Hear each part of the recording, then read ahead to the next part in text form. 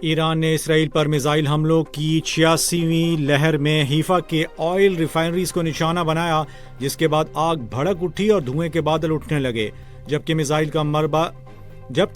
کا ملبہ گرنے سے فیول ٹینکر اور صنعتی عمارت متاثر ہوئی۔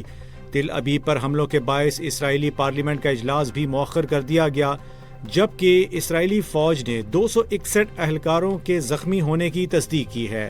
اسرائیلی حکام کے مطابق ریفائنری کی پیداواری تنصیبات محفوظ ہیں اور ایندھن کی فراہمی متاثر نہیں ہوگی۔ دوسری جانب ایران نے حملوں کی منصوبہ بندی کے الزام میں 2 افراد کو سزائے موت سنا دی۔ امریکی وزیر خزانہ اسکاٹ بیسینٹ نے کہا ہے کہ امریکہ وقت کے ساتھ ابنائے ہرمز کا کنٹرول دوبارہ حاصل کر لے گا۔ امریکی میڈیا کو دیے گئے انٹرویو میں انہوں نے بتایا کہ عالمی منڈی میں تیل کی فراہمی بہتر ہے اور ابنائے سے جہازوں کی آمد و رفت جاری ہے۔ ان کا کہنا ہے کہ مستقبل میں یہاں آزادانہ نقل و حرکت امریکی یا کثیر الملکی حفاظتی دستوں کی نگرانی میں یقینی بنائی جائے گی، جبکہ مصری صدر نے بھی صدر ٹرمپ سے مشرق وسطی میں جنگ رکوانے کی اپیل کی ہے۔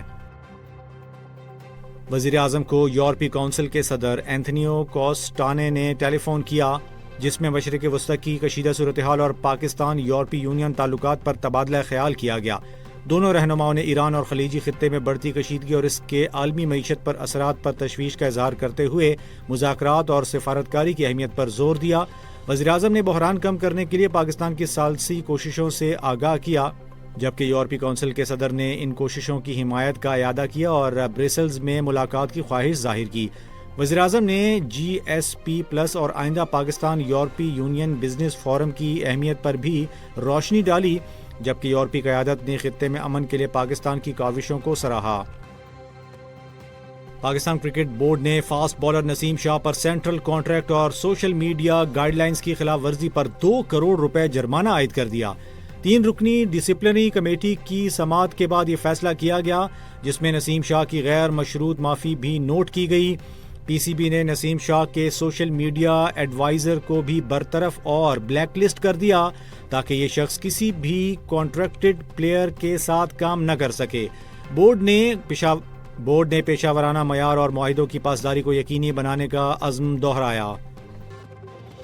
امیر جماعت اسلامی پاکستان حافظ نعیم الرحمان نے عمر وباب چانڈیو کے والد، دادا اور چچا کے تحریک قتل کیس میں تمام ملزمان کی بریت پر گہرے دکھ اور غصے کا اظہار کیا ہے۔ اپنے بیان میں انہوں نے کہا ہے کہ آج انصاف کی شکست اور وڈیرہ شاہی کی جیت ہوئی ہے۔ حافظ نعیم نے بلاول بھٹو زرداری سے سوال کیا ہے کہ کیا عمر وباب سندھ کی بیٹی نہیں ہے؟ دوسری جانب عدالتی فیصلے کے بعد عمر وباب چانڈیو نے ایک ویڈیو بیان میں جرأت مندانہ موقف اختیار کرتے ہوئے کہا ہے کہ 8 ملزمان کی بریت کے باوجود ان کا حوصلہ پست نہیں ہوا۔ انہوں نے سرداروں کو مخاطب کرتے ہوئے کہا کہ تمہاری یہ حسرت کبھی پوری نہیں ہوگی کہ مجھے ڈرا ہوا یا روتا ہوا دیکھو۔ حافظ نعیم الرحمان نے انسانی حقوق کی تنظیموں اور سیاسی جماعتوں سے عمر وباب کا ساتھ دینے کی اپیل کی ہے۔ خیبر پختونخوا حکومت نے صوبے میں جاری جنگی صورتحال اور وفاق کی جانب سے فنڈز کی عدم ادائیگی کے باعث مختلف محکموں کے 25 ارب روپے سے زائد فنڈز روک لیے ہیں۔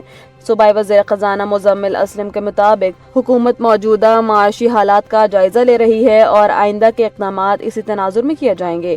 سرکاری ذرائع کا کہنا ہے کہ وفاق نے مارچ کی قسط میں صوبے کو 60 ارب روپے دینے تھے، لیکن اب تک صرف 17 ارب روپے ادا کیے گئے ہیں۔ اس کے علاوہ سرحدوں کی بندش سے صوبے کو 9 ارب روپے کا نقصان ہو چکا۔ تاہم ریلیف کی بات یہ ہے کہ صحت کارڈ، ہسپتالوں، BRT، ریسکیو اور پولیس کے فنڈز کو اس کٹوتی سے مستثنی رکھا گیا ہے۔ کیوبا کے شدید توانائی بحران کے دوران روس کا 1 لاکھ ٹن خام تیل سے لدا ٹینکر جزیرے کے ساحل پر پہنچ گیا ہے۔ روسی خبرساں ایجنسی نے اس سپلائی کی تصدیق کی ہے، جو ایک ایسے وقت میں آئی ہے جب امریکی میڈیا دعویٰ کر رہا تھا کہ کیوبا کو گزشتہ 3 ماہ سے تیل کی کوئی بڑی کھیپ موصول نہیں ہوئی۔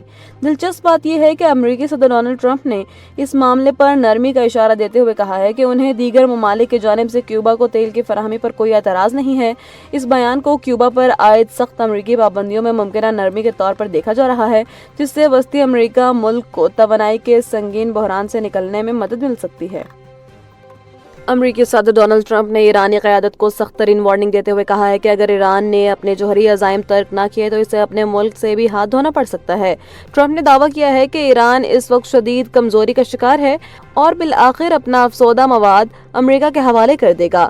امریکی اخبار کی ایک حالیہ رپورٹ کے مطابق صدر ٹرمپ ایران سے 1000 پاؤنڈ یورینیم زبردستی نکالنے کے لیے ایک پیچیدہ فوجی آپریشن پر غور کر رہے ہیں، جس کے تحت امریکی فورسز کئی دنوں تک ایرانی حدود کے اندر قیام کر سکتی ہیں۔ ٹرمپ نے کہا ہے کہ جوہری پروگرام سے دستبرداری کی صورت میں ہی ایران ایک مضبوط ملک کے طور پر دوبارہ ابھر سکتا ہے، ورنہ اس کا وجود خطرے میں پڑ جائے گا۔ وزیر اعظم شہباز شریف نے اسلام آباد میں ایک اعلیٰ سطح کے اجلاس کی صدارت کرتے ہوئے واضح کیا ہے کہ معاشی مشکلات کے باوجود کمزور طبقے کو تنہا نہیں چھوڑا جائے گا۔ انہوں نے انکشاف کیا ہے کہ سادگی مہم کے تحت 60% سرکاری گاڑیوں کو فوری طور پر بند کر دیا گیا ہے اور ترقیاتی بجٹ میں کٹوتی کر کے حاصل ہونے والی رقم عوامی ریلیف کے لیے مختص کی گئی ہے۔ وزیر اعظم نے بتایا کہ پیٹرولیم مصنوعات کی قیمتوں میں اضافے کی تجاویز کو بارہا مسترد کیا گیا تاکہ عوام پر بوجھ نہ پڑے۔ اجلاس میں انٹیلیجنس بیورو نے آڈٹ رپورٹ پیش کی جس میں تصدیق کی گئی کہ ملک میں ایندھن اور ادویات کی وافر ذخائر موجود ہیں اور بچت مہم پر سختی سے عمل درآمد جاری ہے۔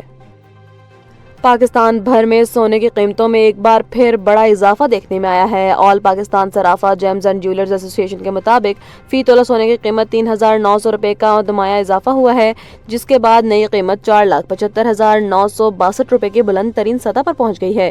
اسی طرح 10 گرام سونے کا بھاؤ بھی 3,343 روپے کے اضافے کے ساتھ 4,08,060 روپے ہو گیا ہے۔ مقامی مارکیٹ میں یہ تیزی عالمی بازار میں سونے کی قیمتوں میں ہونے والے اضافے کا نتیجہ ہے، جہاں فی اون سونا $39 مہنگا ہو کر $4,533 کی سطح پر پہنچ گیا ہے۔